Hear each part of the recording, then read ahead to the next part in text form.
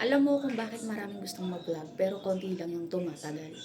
Kasi natatakot tayo sa views, sa sasabihin ng iba, at minsan sa sarili natin. Pero ang totoo, lahat naman nagsisimula sa zero, di ba? Walang pro agad, walang magaling agad. Yung iba nga unang video lang nila, parang gusto na nilang i-report yung sarili nila. Sama na ako doon.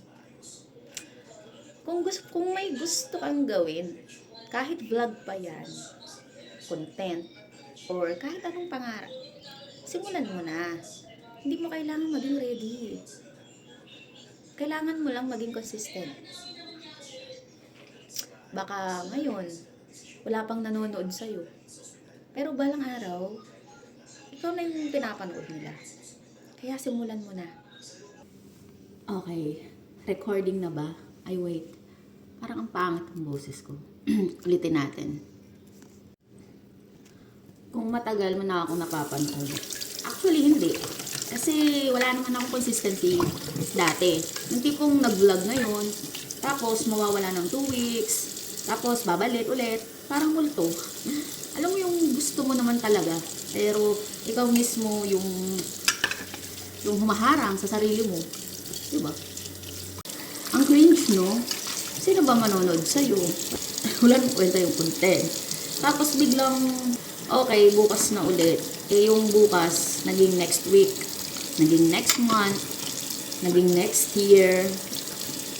Pero one day, napaisip ako, paano kung hindi naman pala talent yung kulang ko? Paano kung consistency? Kasi ang totoo, marami namang gustong magsimula. Habang naghuhugas pa ako nito ng pinagkainan ko. Then, one random day, nag-scroll lang ako. Wala lang, tamad mode. Doon ako napadpad sa videos ni Marvin, sa Mako. Ay, Marvin. Hindi ko siya plan panoorin. Pero, alam mo yun, yung sige isa lang. Hanggang sa naka 10 videos na ako. Habang pinapanood ko siya, napansin ko,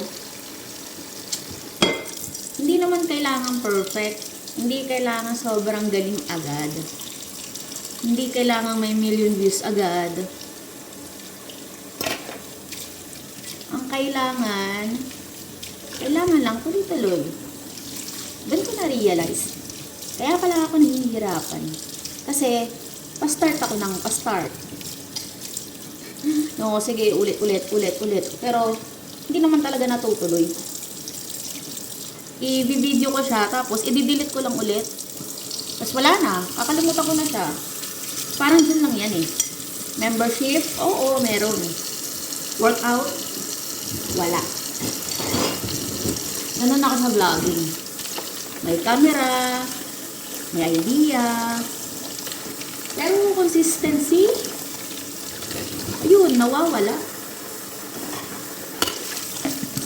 So, sabi ko sa sarili ko, sige, this time, ilalaban ko na. This time, iba na. Hindi na ako gagawa lang kapag ganado. Gagawa ako kahit tinamad. Hindi na ako maghihintay ng perfect timing. Kasi ang totoo, wala naman talagang perfect timing. Maingay ba yung tubig? Sorry ah. Sorry naman. By the way, quick lang. Gusto ko lang mag-thank you kay Marvin. Thank you, Marvin, sa pagiging unknowingly inspiration. Hindi mo man ako kilala, pero dahil sa'yo, may isang taong nag-decide na ituloy na talaga. Which is ako yun. Salamat. Thank you talaga.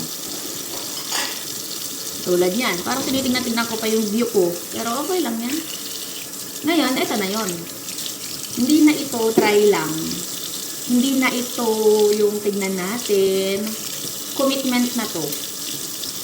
Kahit pangit yung boses ko, kahit awkward ako minsan, kahit walang manonood sa simula, gagawin ko pa rin. Kasi balang araw, hindi ko pagsisisihan na nag-start ako. Ang pagsisisihan ko, yung mga panahong hindi ko tinuloy. So, kung manonood ka ngayon, baka ikaw din, pa-start-start lang. Simulan mo ulit, pero this time, tapusin mo. Okay, tapos na ba ang recording? So, yun. Sana hindi ko na to i-delete after ng mga pinagsasabi ko, no? Pero hindi ko na to i-delete. Promise. Uy! May pag-promise. So, that's it for today. I'm Zaidi Villa, and see you on the next one. Bye!